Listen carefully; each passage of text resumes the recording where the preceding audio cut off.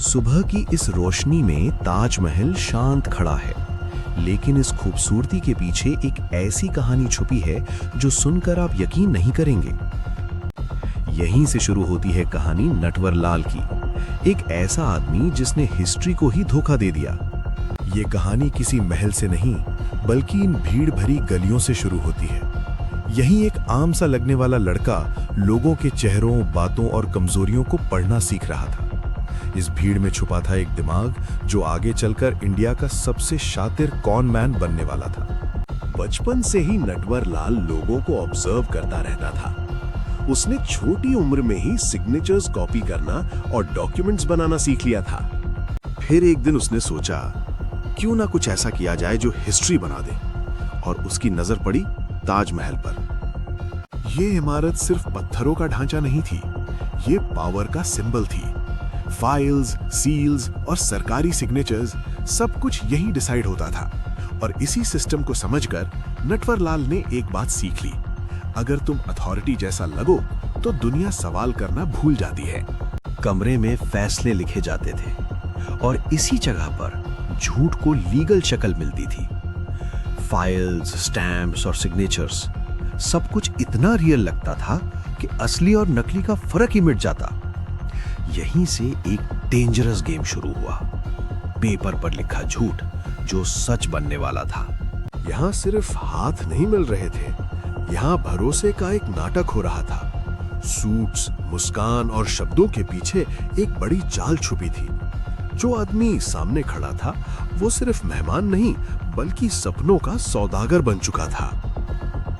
हर इंसान का एक चेहरा होता है, लेकिन कुछ लोगों के दो होते हैं, एक जो दुनिया को दिखता है और दूसरा जो सिर्फ अंधेरे में जिंदा रहता है। नटवर लाल भी ऐसा ही था, सामने सीधा, पीछे दिमाग का सबसे तेज खिलाड़ी। इस कहानी का असली वेपन बंदूक नहीं थी, ये था एक कलम। स्याही के हर स्ट्रोक के साथ एक नई झूठी पहचान जन्म लेती। नटवर लाल जानता था, अगर कागज असली लगे तो सच अपने आप मान लिया जाता है। ये वो रास्ते थे जहां सिर्फ चुने हुए लोग ही जा सकते थे। लंबे कॉरिडोर्स, बंद दरवाजे और अंदर चलती सरगोशियां। नटवर लाल को पता था, अगर यहां एंट्री मिल जाए तो ताजमहल सिर्फ एक इमारत नहीं, एक मौका बन जाएगा। ब्रिटिश ऑफिसर्स उसकी बातों में आ गए। मीटिंग्स हुई, डॉक्यूमेंट्स वेरीफाई हुए और डील ऑलमोस्ट फाइनल हो गई। सुबह हुई और शहर की हर चाय की दुकान पर सिर्फ एक ही खबर थी, एक आदमी ने ताजमहल बेच दिया। जो कल तक अफवाह लग रही थी, आज अखबार की सुर्खी बन चुकी थी। नटवर लाल का खेल अब राज नहीं रहा था। अब ये सिर्फ एक कहानी नहीं रही थी, ये देश का गुस्सा बन चुकी थी। कोर्ट्स के बाहर भीड़, सरकारी दफ्तर में हल्ला और हर जबान पर एक ही सवाल, आखिर ताजमहल बेचा कैसे? नटवर लाल का नाम अब दिमागों में नहीं, निशाने पर था। जैसे ही सच सामने आया, सरकारी दफ्तर हिल रहे, फाइल्स उलट-पुलट होने लगी, फोन्स लगातार बजने लगे और अफसरों के चेहरों पर सिर्फ एक ही खौफ था, अगर नटवर लाल हाथ आ गया तो राज भी बिखर जाएंगे। अब ये केस सिर्फ धोखा नहीं, सिस्टम की शर्मिंदगी बन चुका था। इस कमरे में सब कुछ था, कुर्सी, मेज, कागज, कलम, बस एक चीज नहीं थी, नटवर लाल। जिस आदमी को पकड़ने के लिए पूरा सिस्टम उठ खड़ा हुआ, वो हवा की तरह हाथ से फिसल चुका था। न कोई चेहरा, न कोई पता, सिर्फ एक सवाल, आखिर वो गया कहां? पुलिस गाड़ियां हर शहर, हर गांव छान रही थी। रास्ते बंद थे, नाकाबंदी हर तरफ। पर जिस आदमी को ढूंढा जा रहा था, वो भीड़ में घुल चुका था। न नाम का निशान, न चेहरे की पहचान। नटवर लाल अब सिर्फ एक इंसान नहीं, एक चलता फिरता राज बन चुका था। सुबह के कोहरे में एक जहाज चुपचाप बंदरगाह छोड़ रहा था। न कोई शोर, न कोई सवाल।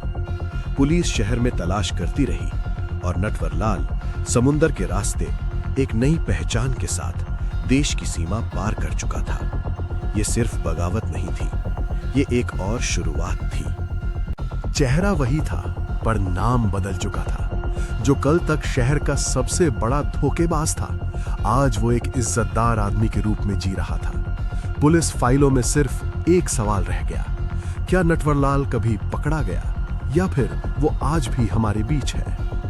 नटवरलाल अकेला था, किसी को शक नहीं, कोई पहचान नहीं।